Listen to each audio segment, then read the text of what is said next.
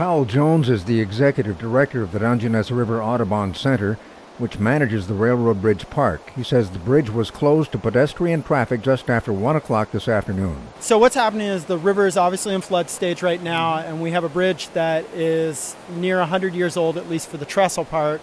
The pieces that go down, which are the piers, honestly, 100 years ago, we don't know how deep they are.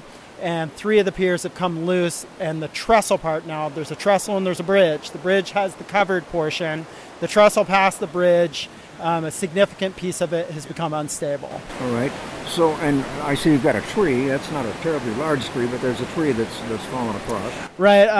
That tree came down probably about an hour ago, along with 6 others that went down the river. We've lost probably 15 trees today.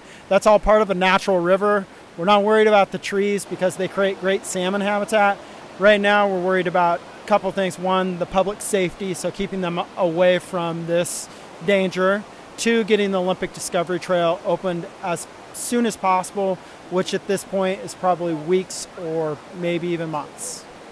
You are closing the rest of the bridge from what I just heard. We are closing the east side of the bridge, and the west is already closed. It will be closed. The bridge itself is even going to get closed until next week, until the floodwaters drop, basically because of the trees falling. People want to come up and see the damage to the bridge, but it puts them in a little bit of danger because the river is obviously kind of destructive right now. It's taking trees down, and it can be pretty dangerous with the trees shattering. When did you close the bridge at this point?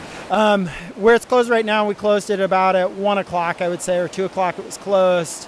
Right now it's almost 5. It'll be closed, I would say, by 5:36. And for another week or so, you said?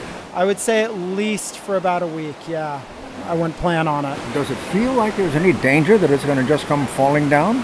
The bridge itself, no. We actually had a study done on the bridge itself.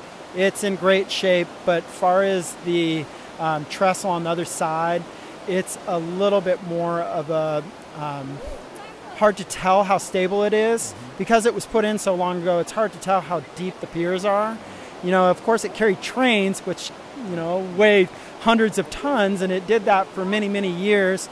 But the trestle part is 100 years old, and it's something that eventually, and we've kind of seen it in the past or kind of predicted, eventually we're going to have to deal with this. Have you ever had to close it before that you know of because of high waters? We have never had to close it because of high waters or because of piers going. This is the first time that I've seen something like this happen. I've worked here over 12 years. We have had to close it temporarily because of a tree coming onto the deck and breaking rails, but nothing far as piers. This is a first for all of us. All right. The storm of 2015, I guess we'll call it. Second storm of 2015. Yeah, that's true. Barricades covered with chicken wire have been erected at both ends of the bridge, warning the public to stay away. Signs posted at the bridge barricades say, "Bridge closed, danger. Under no circumstances may you pass," and "Bridge is collapsing." I'm Ed Evans for KSQM News.